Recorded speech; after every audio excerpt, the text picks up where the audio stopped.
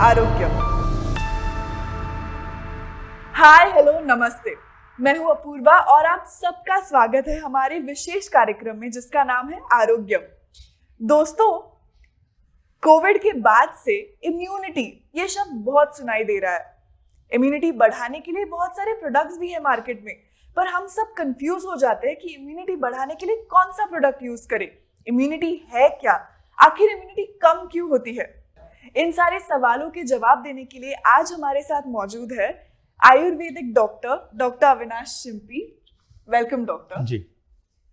Doctor Avinash Ayurveda में MD है और कई सालों से आयुर्वेदा की प्रैक्टिस भी कर रहे हैं। डॉक्टर, आयुर्वेदा के हिसाब से इम्यूनिटी क्या है, इम्यूनिटी का मतलब क्या है? जी, आयुर्वेद में इम्यूनिटी के बारे में बहुत कुछ उपलब्ध है। चरक संहिता, सुश्रुत संहिता, इन संहिताओं में रोग प्रतिकारक शक्ति बढ़ाने के लिए यानी कि वैदिक क्षमता बढ़ाने के लिए क्या करना चाहिए, वो कैसे आती है रोग प्रतिकारक शक्ति, इसके बारे में बहुत अच्छी तरीके से वर्णन किया गया है। आधुनिक चिकित्सक भी आजकल जिंक, कैल्शियम या फिर आपको देखा जाए तो ऐसी दवाइयाँ देते हैं विटामिन सी वगैरह जैसी कि जो कहते हैं कि इससे आपकी इम्यूनिटी बढ़ जाएगी। इम्यूनिटी कोई ऐसी चीज़ नहीं है जो एक ही दिन में या फिर ऐसा तुरंत आपको दी जा सके। इसके लिए आपको दवाइयों के साथ साथ में निरंतर प्रयास भी करना होता है। इसके लिए लाइफस्टाइल करेक्शन, डाइट करेक्शन, इन सब की ज़रूरत है। ये ऐसा नहीं है कि आपको एक दिन में तैयार किया जा सकता है। तो आयुर्वेद में इसके लिए क्या दिया गया है? तो आयुर्वेद में दिनचर्या वर्णन की गई है, ऋतुचर्या वर्णन की गई है। दिनचर्या यानी कि क्या? तो दिन भर में आपको क्या क्या प्रक्रिया करनी चाहिए, क्या क्या उपक्रम करने चाहिए, इसका मार्गदर्शन अपने आयुर्वेद में है। जैसे कि ब्राह्म मुहूर्त उत्तिष्ठ यानी कि जल्दी सुबह उठना जरूरी है। उसके बाद आपके जो सारे कर्म होने के बाद, नहाने के बाद आपको क्या करना चाहिए? तो आपको नाक में दवाई डालनी चाहिए, कर्ण पूरण करने चाहिए। उसके अलावा मुख गंडूश, कवल, यानी कि आप अगर देखेंगे कोरोना में जो बीमारियां हुई वो अपने कहाँ से फैली? तो वो एयर मतलब जो रूट है, जो एयर रूट है उसकी वजह से फैली। तो वो नाक और मुंह से जाने वाली बीमारियां है। तो इसके लिए कवल गंडूश ऐसे धारण करने के लिए कहा गया है। तो ये कवल गंडूश क्या है? इसमें तेल या फिर काढ़ा जो है मुंह के अंदर धारण किया जाता है ऐसे समय तक जब तक आंखों से आंसू ना आए। तो यह भी एक दिनचर्या का भाग है। उसके अलावा और क्या बताया गया है? व्यायाम। तो आयुर्वेद व्यायाम करने के लिए क्या सलाह देता है? तो अर्धशक्ति व्यायाम करने के लिए आयुर्वेद सलाह देता है। यानी कि आपको एक बार पसीना आने लग जाए, आपकी जो शक्ति है, मतलब आप अगर 10 उठक बैठक कर सकते हैं तो आप 5 ही करने चाहिए, ऐसा आयुर्वेद बताता है। इसके अलावा आयुर्वेद में और क्या क्या चीजें हैं? तो व्यायाम करने से पहले या व्यायाम करने के बाद आपको तेल लगाना बहुत जरूरी है। अभ्यंगम आचरित नित्यम, मतलब रोज तेल लगाकर मालिश करने के लिए सलाह आयुर्वेद में दी गई है। इसके अलावा भी दिनचर्या में बहुत सारे उपक्रम बताए गए हैं। और क्या कर सकते हैं? ऋतुचर्या यानी कि क्या? सीजनल जो चेंजेस होते हैं। हमारे भारतवर्ष में 6 प्रकार के अलग अलग ऋतु बताए गए हैं, जैसे कि वसंत, ग्रीष्म, हेमंत, शिशिर, वर्षा। इस प्रकार के ऋतु हमारे आयुर्वेद में और भारतवर्ष में बताए गए। तो ये जो ऋतु है इसके अनुसार हमारी दिनचर्या होनी चाहिए। तो कौन से ऋतु में क्या खाना चाहिए, कौन से ऋतु में क्या बिल्कुल नहीं खाना चाहिए, इसका वर्णन किया गया है। जैसे कि ठंडियों में हम जनरली आप देखेंगे तो ऐसी चीजें खाते हैं जो पचाने में बहुत ज्यादा देर लगती है। तो वो चीजें ठंडी में क्यों खाते हैं? क्योंकि तभी अग्नि प्रदीप्त रहता है। पाचन तंत्र का बहुत ज्यादा निकटता से संबंध है इम्यूनिटी के लिए। मतलब आपका पाचन तंत्र खराब है, आपको बहुत सी चीजें पचती नहीं है और आप कह रहे हैं कि मुझे इम्यूनिटी बढ़ाने की जरूरत है, तो ऐसा होता नहीं है। इसलिए ऋतुचर्या का पालन करना भी बहुत जरूरी है। लोग आते हैं और कहते हैं कि हमें इम्यूनिटी बढ़ा दीजिए, तो इतना साधारण तरीके से नहीं हो पाता है। आजकल लोग कैसे बताते हैं कि अगर वजन ज्यादा है तो हमारे यहाँ पे जनरली एक टर्म इस्तेमाल होती है कि आप हेल्दी है। तो बिल्कुल नहीं जी। हेल्थी का मतलब क्या है? आयुर्वेद स्वस्थ व्यक्ति की क्या व्याख्या करता है? तो आयुर्वेद में बताया गया है, समदोषा, सम अग्नि, सम धातु, मलक्रिया, प्रसन्न आत्मेंद्रिय अर्थ मनाह स्वस्थ इति अभिधीयते। तो ये जो बताया गया है इसका क्या अर्थ है? तो आयुर्वेद कहता है समदोषा मतलब जो वात, पित्त, कफ है, इनकी समान अवस्था में होना बहुत जरूरी है। शरीर में इसके क्षीण होना यानी कि कम होना या फिर बढ़ जाना यह भी बहुत गलत है। तो आप हमेशा याद रखना चाहिए कि सभी जो दोष है ये समस्थिति में होने चाहिए। इसके अलावा क्या है? सम अग्नि, मतलब अग्नि के जो 3 प्रकार बताए गए हैं, तीक्ष्ण अग्नि या फिर क्षीण अग्नि मतलब मंद अग्नि, और एक रहता है कि सम अग्नि मतलब ऐसा अग्नि जो भूख आपको पर्याप्त स्वरूप में लगे, ना कि ज्यादा ना कि कम। अगर कम भी आपको भूख लग रही है तो वो भी गलत है, और बहुत ज़्यादा लग रही है तो वो भी बहुत ही गलत है। तो आपको ये सम अग्नि इसके लिए बताया गया है। उसके बाद आपको बताया गया है मल, सममल मतलब क्या, 3 प्रकार के मल जो कि जनरली बताए गए हैं आयुर्वेद में, जिसमें स्वेद है, मल है और मूत्र है। तो इनकी जो ये मतलब जो क्वांटिटी है या फिर क्वालिटी है, ये ज़्यादा नहीं होनी चाहिए या फिर ये कम भी नहीं होनी चाहिए। तो ये मल के बारे में भी बताया गया है। मल क्रिया और जो शरीर की क्रिया है उसमें भी सेम इसी प्रकार से बताया गया है कि ये बहुत ज़्यादा भी नहीं और बहुत कम भी नहीं होनी चाहिए।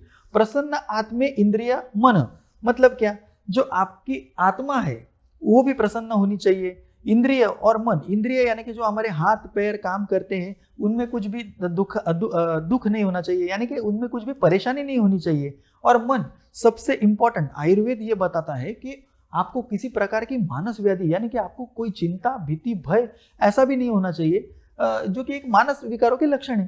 तो इतना ब्रॉड स्पेक्ट्रम आयुर्वेद देखता है, ना कि ऐसा कि वजन ज्यादा है तो हेल्दी है, वजन कम है तो अनहेल्दी है, ये इतना सिंपल नहीं है। तो इम्यूनिटी बढ़ाने के लिए ऐसा कुछ करने की बजाय अगर हम ये सारे आयुर्वेद में बताए गए जो पॉइंट्स है, जो दोष है, अग्नि है, इसके ऊपर अगर हम साम्यता लाए तो आपकी इम्यूनिटी बढ़नी ही बढ़नी है। ओके डॉक्टर, तो हम बहुत बार सुनते हैं कि इम्यूनिटी कम है या कम हो गई है, तो इम्यूनिटी कम क्यों और कैसे होती है? जी बिल्कुल, इम्यूनिटी कम इसी वजह से होती है कि आपका अगर अग्नि कम है या फिर आपकी पाचन तंत्र में बिगाड़ है या फिर आपका वजन भी कम हो गया है किस कारणवश, या फिर आपको कोई बीमारी हो गई थी उसके बाद रिकवरी जल्दी नहीं हुई, तो इसका कारण है कि आपका इम्यूनिटी जो लो है या फिर इन कारणों की वजह से आपकी इम्यूनिटी कम होने लग जाती है। तो ऐसे समय में आपको क्या करना चाहिए, तो आपका पहले आहार आपको ठीक करना चाहिए, आपकी जो लाइफस्टाइल है आपको वो ठीक करना चाहिए, और साथ ही साथ में आयुर्वेदिक चिकित्सक के परामर्श से पंचकर्म चिकित्सा या आयुर्वेदिक औषधि चिकित्सा वह लेनी चाहिए। आजकल की भागदौड़ से भरी जिंदगी में, फास्ट फूड वाली जिंदगी में क्या चेंजेस लाने चाहिए डाइट से लेकर या लाइफस्टाइल से लेकर इम्यूनिटी को बढ़ाने के लिए या इम्यूनिटी को कायम रखने के लिए?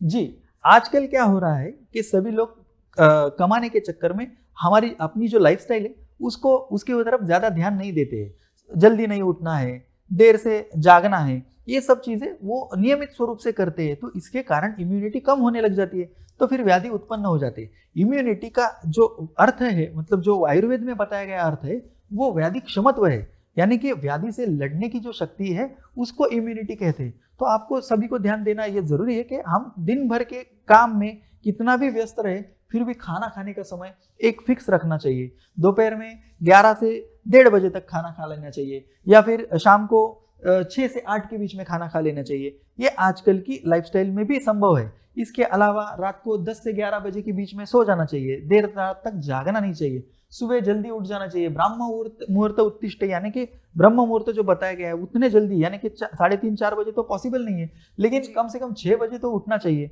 इससे क्या होता है कि आप उस समय पे उठते तो आपका मल विसर्जन भी जल्दी हो जाता है। किसी किसी को कॉन्स्टिपेशन होता है क्योंकि वो लेट उठते हैं। अगर आप जल्दी उठेंगे तो आप देखेंगे कि पेट भी नेचुरली साफ होता है, उसके लिए भी कोई दवाई लेने की आवश्यकता नहीं पड़ती।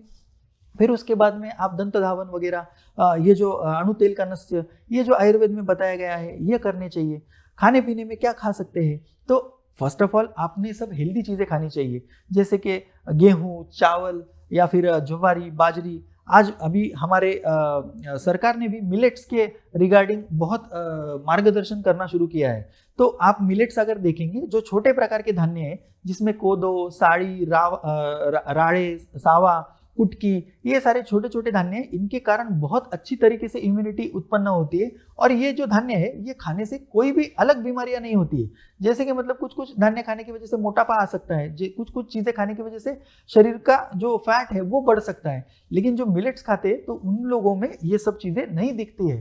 तो अगर आप लाइफस्टाइल में चेंज करेंगे, साथ ही साथ में एक्सरसाइज, व्यायाम, ये सब चीज़ों का अवलंब करेंगे, जल्दी सोएंगे और जल्दी उठेंगे, तो आपको आपकी इम्यूनिटी बढ़ने में बहुत मदद हो सकती है।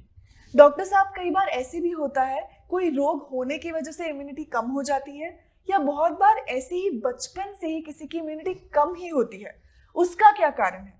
जी बराबर, आपने जो सवाल पूछा है उसका मैं जवाब देता हूँ कि जो बच्चे रहते हैं उनमें कभी कभी जन्मता ही कि वो व्याधियाँ उत्पन्न होती है। तो इसमें बहुत सारे कारण हैं। उसका एक कारण ये भी है कि माता का जो आहार रहता है गर्भिणी के काल में, गर्भिणी परिचर्या आयुर्वेद में बताई गई है, उसमें पहले महीने में क्या खाना चाहिए, दूसरे महीने में क्या खाना चाहिए, उसके मासानुमासिक दवाइयाँ भी बताई गई है। मतलब पहले महीने से लेकर 9वें महीने तक दवाई कौन सी लेनी चाहिए उसका मार्गदर्शन आयुर्वेद में किया गया है। अगर वैसा किया जाए तो बच्चों में इम्यूनिटी कभी कम आपको दिखाई नहीं देगी। लेकिन फिर भी क्यों दिखाई देती है? क्योंकि माताएं खाने पीने की कुछ गलत चीजें इस्तेमाल करती है। जैसे कि बहुत से लोग बताते हैं कि आपको नारियल पानी पीना चाहिए, तो बहुत सारी महिलाएं, गर्भिणी महिलाएं 9 महीने तक नारियल पानी लेते रहते, तो आप देखेंगे तो उनके बच्चों में कफ की बीमारियां ज्यादा दिखाई देती है। तो ये इम्यूनिटी कम होने का जो कारण था वो अपना नारियल पानी रोज पीना है। ऐसा नहीं कि मतलब पीना नहीं चाहिए, लेकिन रोज पीना ये गलत साबित हो सकता है।